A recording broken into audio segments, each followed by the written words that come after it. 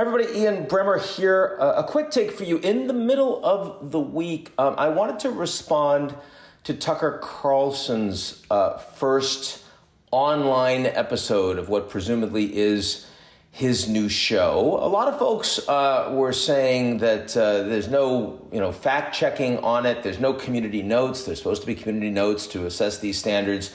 Why isn't someone going to do that? I certainly have no intention of doing that on a regular basis for Tucker Carlson's show. But because he's talking primarily about Russia and Ukraine, a topic I do know a fair amount about, spent a lot of time on, I thought that this could be helpful. And hey, if you want to put some community notes on it and they allow you to do that, have a party. So let me go through some of the quotes that Tucker Carlson made in the show, and I'll just kind of give you sort of my assessment on what we think about. It's primarily about the explosion of this dam in Russian-occupied Ukraine and the humanitarian and strategic implications of that. So a couple points here. First, Tucker says that the dam was built by the Russian government. Not true. It was built in the early 50s, actually, by the Soviet Union, which, of course, is not the same thing as the Russian government. That'd be,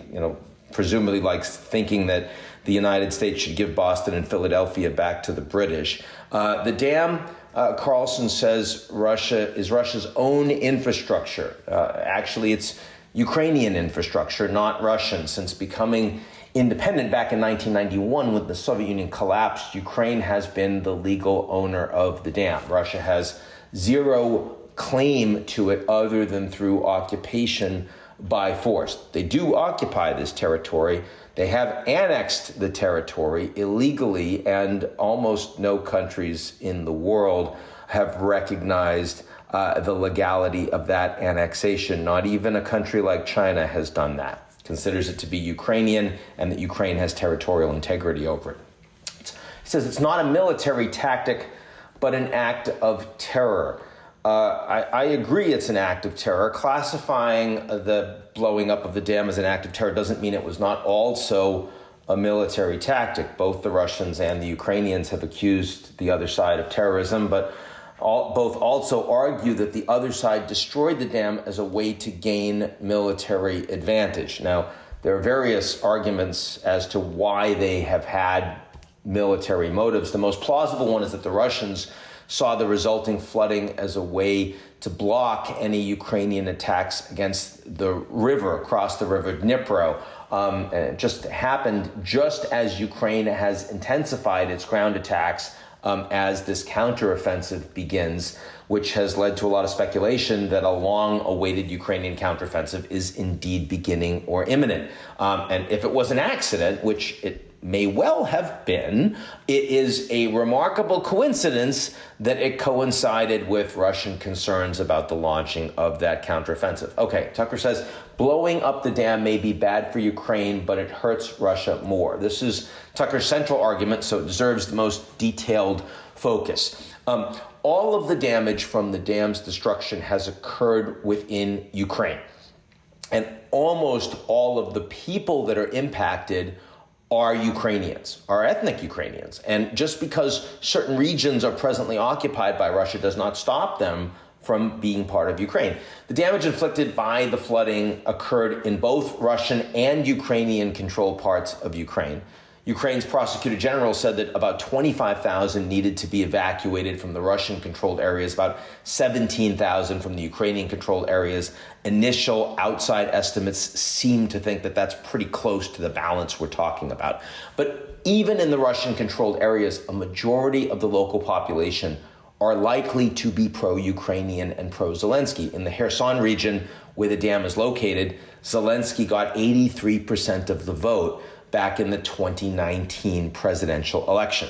Now, it could be argued that as these areas are presently Russian-occupied, Ukraine has an incentive to inflict economic damage on them. But that's not a very good argument. Ukraine's military objective is to recapture these areas from Russia as soon as possible, and that's hence the counteroffensive. Now, that may or may not succeed, but it's a reasonable goal, and the Ukrainians certainly believe it's achievable, in which case they're going to have to foot the bill for rebuilding them. As far as Crimea is concerned, the economic damage inflicted on Crimea will be relatively minor compared to the damage inflicted on regions close to the dam. And that includes water accessibility, where the water had been cut off to Crimea for a long time during the annexation/occupation by the Russians since 2014. And that's been certainly an economic crimp, but has not been a disaster for them or stopped their ability to continue to develop it. That's just considering the economic impact of the dam's destruction. From a military point of view, Russia is likely to benefit a little bit more than Ukraine from the dam's destruction. The flooding of the Dnipro River in the Kherson region means it's now very difficult to attack across the river, and that benefits Russia more since Ukraine in this region is presently on the offensive. You're shortening the front line as a consequence. That benefits the defender more than the attacker, Ukraine, because it allows the defender to concentrate more forces to meet the offensive and reduces the attacker's options. Also, since the attacker has the initiative, they know where the attack is going to be, so a benefit from a long front. They benefit from having more uncertainty that forces the defender to guess and to spread out. The military benefits from the dam's destruction are pretty questionable in the sense that that is not likely to be where the Ukrainians are going to focus most of their attacks. If you want to break the Russian land bridge from Russia to Crimea, you're likely to hit probably about 100 miles away from that. But to the extent that one side is seen as having a military benefit, it's more likely to be the Russians. For the Ukrainians to benefit militarily from the disruption of Russian defenses along the river, they'd have a large and secret amphibious force ready to pounce across the river and the flooded areas. We'll see over the next few weeks, but that looks very improbable at this point. Tucker Carlson also says, nothing dark here, just two middle-aged people celebrating the killing of a population. He's talking about Lindsey Graham and President Zelensky, and they're clearly talking about the deaths of Russian soldiers who were dying in battle as a result of being sent by Putin to conquer Ukraine. I did not enjoy hearing the way they talked about that, but they're not talking about the killing of the Russian population. Hardly any Russian civilians have died as a result of Ukrainian actions during the war. That's in contrast to Ukrainian civilians killed by the Russians. An estimated 40,000 Ukrainian civilians have died in the war so far. Tens of thousands of civilians are believed to have died during the siege of Mariupol alone. The AP reported back in December that the actual death toll there could be 3 times greater than an early estimate of 25,000. The irony here is that Russia claims Mariupol as part of Russia, and therefore it regards the people that it killed, civilians, as Russians. It's not like Vladimir Putin is anxious to wage war on himself. Another Tucker Carlson quote, people who think that Russia did it think Putin is the kind of man who'd shoot himself to death in order to annoy you.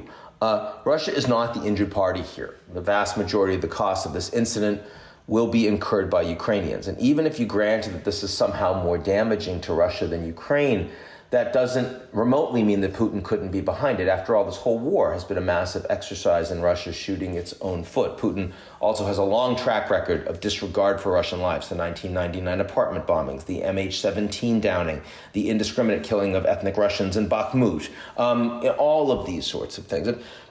That I think is critical context that, of course, we don't see from Tucker.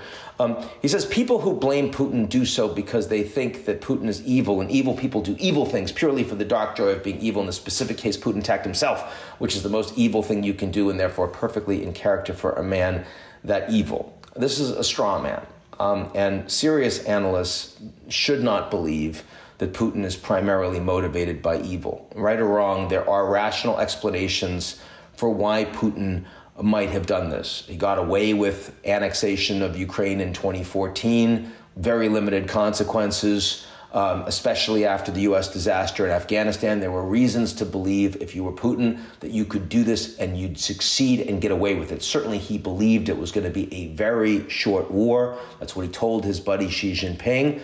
and that they would be occupying Kiev and the rest, and the Zelensky government would be removed. That's not the way it turned out.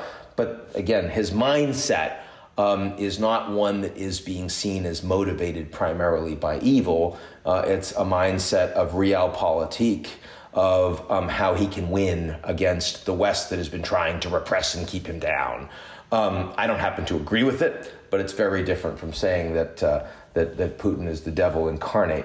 No one in the media pundit class seemed to entertain the possibility that Ukraine did it. They believe no chance of that because Zelensky is too decent for terrorism, literally a living saint. It's another straw man.